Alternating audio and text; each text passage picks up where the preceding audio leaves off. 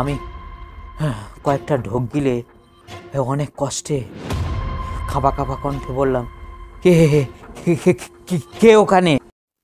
Hello friends, গল্পের ঝাঁপি থেকে অপূর্ব লেখা আর একটি দারুণ রোমাঞ্চকর ভূতের গল্প নিয়ে হাজির হয়েছি। অতৃপ্ত আত্মা। তাহলে শোনা যাক। ভোলাদার মা আমায় ডেকে বলে, ও মাস্টার, এবছর শীতে আমার একটা হনুমান টিভি কিনে দিও তো বাবা। আমি বলি, ঠিক আছে মাসিমা, দেব। শীত আসতে এখনো প্রায় মাস 2 বাকি। মাসিমা বলে, না বাবা, আগে থেকে বলে রাখলাম, তুমি তো ব্যস্ত মানুষ তো, তাই। আমি একটু হেসে, ও আচ্ছা, ঠিক আছে ঠিক আছে বলে চলে যাই। আমি প্রায় 5 বছর ধরে ভোলাদার ঘরে ভাড়ায় থাকি। আমি যে ঘরটা ভাড়া থাকি তার সাইজ হলো 9 ফুট বাই 6 ফুট। এই দুর্মূল্য বাজারে চাকরি না পাওয়ায় প্রচুর টিউশন করি আর একা ভাড়ায় থাকি। মা বাবা মারা যায়, দাদা দিদি আছে, তারা বড় বড় চাকরি বাকরি করে। খুব অসুবিধা হলে মাঝে মধ্যে কুকুরে রুটি ছুঁড়ে দেওয়ার মতো 200-500 টাকা ছুঁড়ে দেয় আর কি। নিজের আত্মসম্মান বিসর্জন দিয়ে নির্লজ্জের মতো হাত পেতে সেই টাকা গ্রহণ করতে হয়। ভোলাদারা হলো ঘোষ, ওদের দুধের ব্যবসা। আমার ঘরের এক সাইডের দেওয়াল নিয়ে গোয়াল ঘরটা গড়ে উঠেছে। আমি জানালা খুললে মাঝে মধ্যে গরু আমার জামা কাপড় খেয়ে নিত। অদ্ভুত সর্বভোগ গরু, সব কিছুই খায়। একবার একটা গরু জানালা দিয়ে মুখ বাড়িয়ে প্লাস্টিক খেয়ে পটল তোলে। আমার খুব খারাপ লেগেছিল, তার কারণে ওইদিকে জানালা আর খুলতাম না।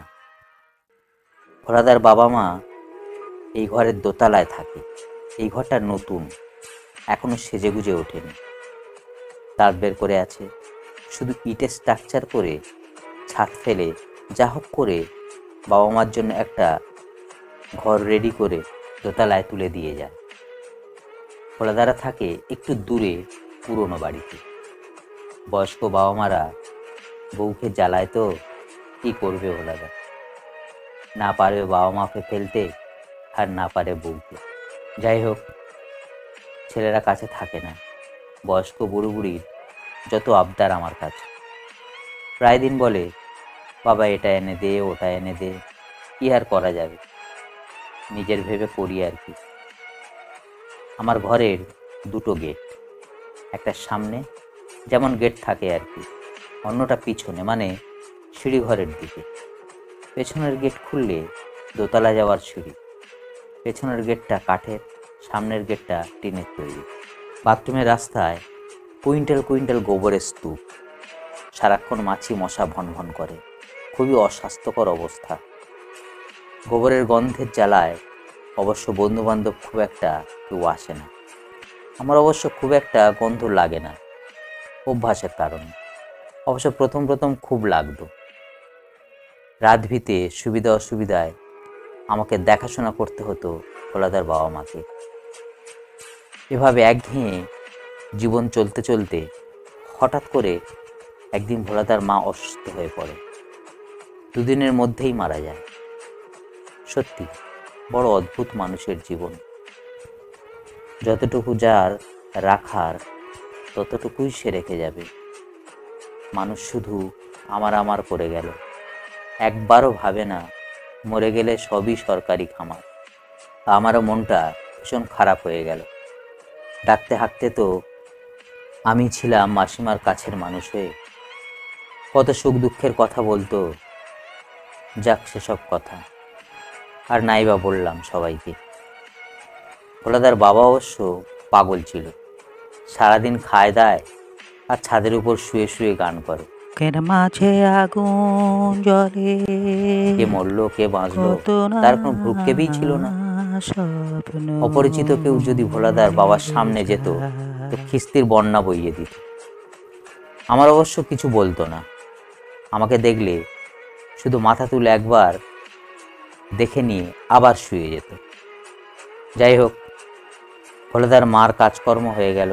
ধুমধাম করে লোক লস্কর ভুরিভোজ করলো। খাবারের গুণগত মান নিয়ে সমালোচনা করতে করতে সব কেটে পড়ল। প্রচুর খাটাখাটুনি করে গায়ে গতরে ব্যথা নিয়ে শুয়ে ঘুমিয়ে পড়লাম। সিঁড়ি দিয়ে কার ওঠার ধপ ধপ শব্দ শুনে আমার ঘুম ভেঙে গেল। দেওয়ালের দিকে তাকালাম, ঘড়িতে প্রায় রাত 2টো।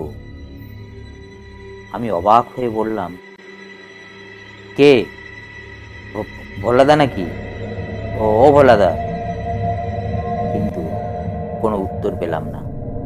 ভাবলাম পুরোটা নিচে নামেনি তো। নানান ভাবনা নিয়ে সিঁড়িঘরের দিকে দরজাটা খুললাম।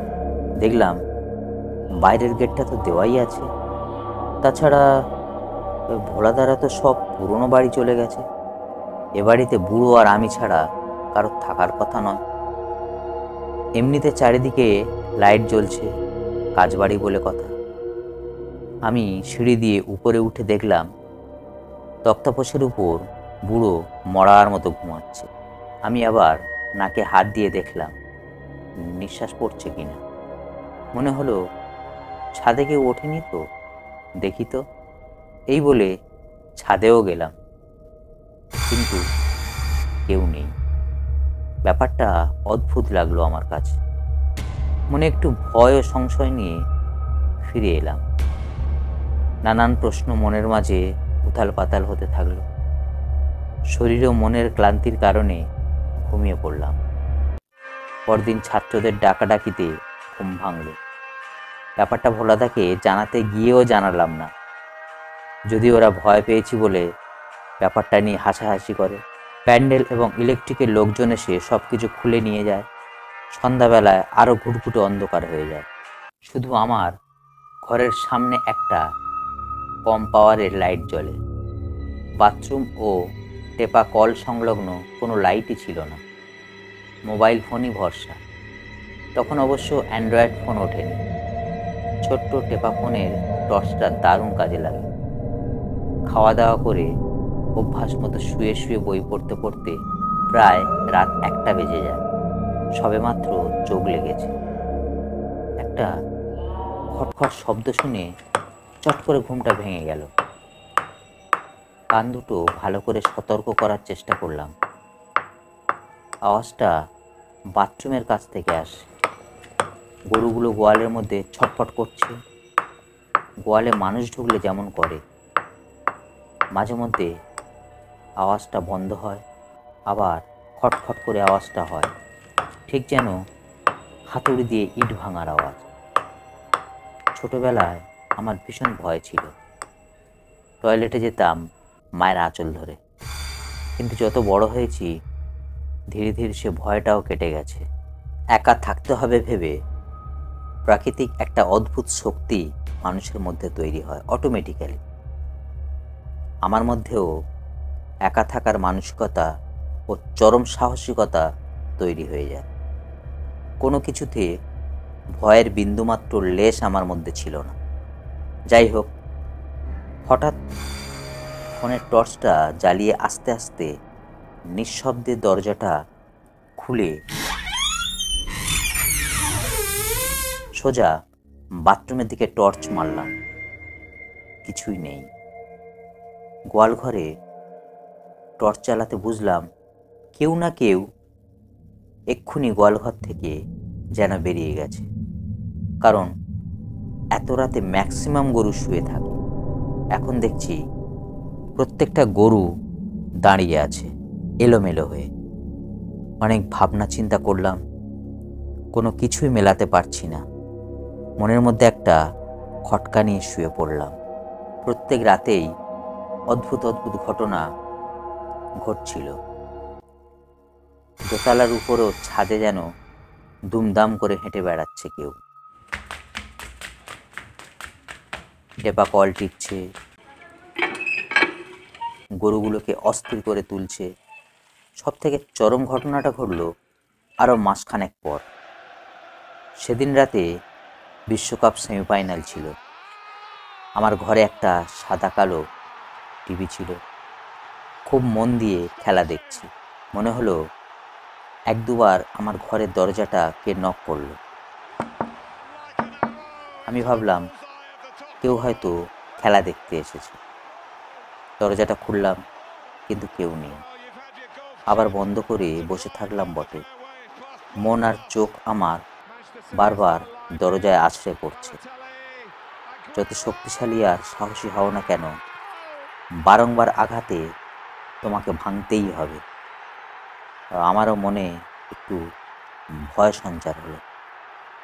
এতদিন যত ঘটনা ঘটছিল সব আমার আশেপাশে, এখন দেখছি আমার দরজায় এসে পড়েছে।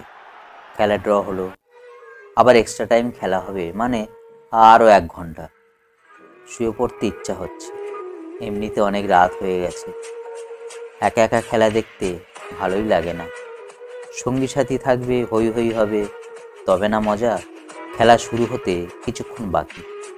ভাবলাম টয়লেটটা সেরে আসি বলে দরজাটা খুলতেই আমার আত্মা যেন আটকে উঠল। অদ্ভুত আওয়াজ করে আহ বলে সাট করে আবার দরজাটা বন্ধ করলাম।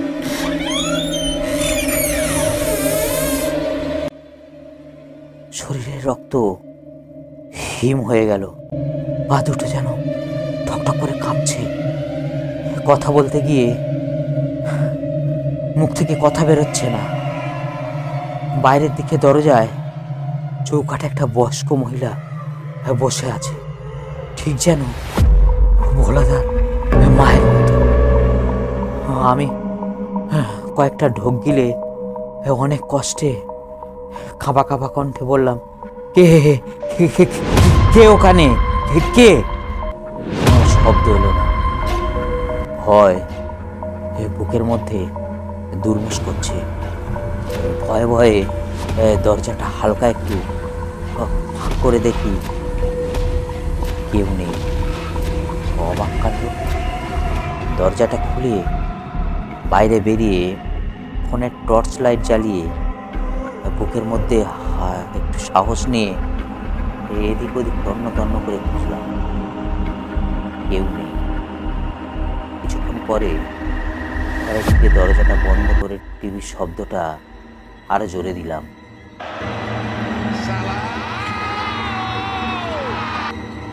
তবুও যেন সে শব্দ আমার কানে পৌঁছচ্ছে না।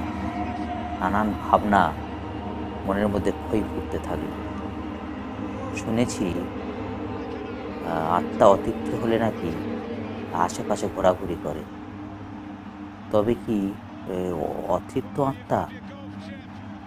মনে পড়ে গেল সেই হনুমান টুপির কথা। হালকা ঠান্ডাও পড়েছে। আমি তো কপালে হাত দিয়ে ভাবতে থাকলাম, কিভাবে অতৃপ্ত আত্মাকে তৃপ্ত করা যায়। পুরো গল্পটি শোনার জন্য ধন্যবাদ। পরবর্তী গল্পটি শোনার জন্য নোটিফিকেশন বেলটি প্রেস করবেন, আর সাবস্ক্রাইব তো অবশ্যই। Thank you.